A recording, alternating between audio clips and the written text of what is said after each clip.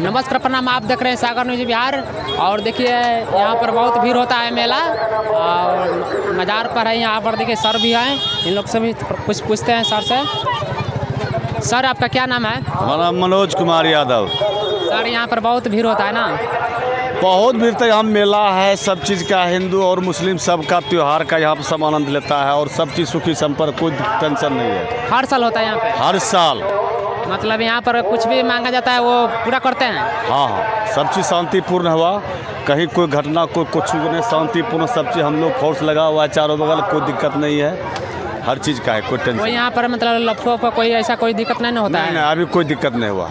कहीं मतलब लड़ाई झगड़ा कहीं भी नहीं हुआ है? कहीं कुछ नहीं हुआ, सब चीज़ है। और मेला मालिक भी रहा, हम लोग भी, प्रशासन भी, सब चीज़ मुस्तैद से अपना ढंग से अपना काम किए और ढंग से शांतिपूर्ण सब चीज़ हो रहा है, अभी कोई दिक्कत नहीं है। चलिए अच्छा का बात है, आप लोग हैं तो कुछ भी नहीं होगा ऐसे भी। नहीं, कुछ नहीं होगा।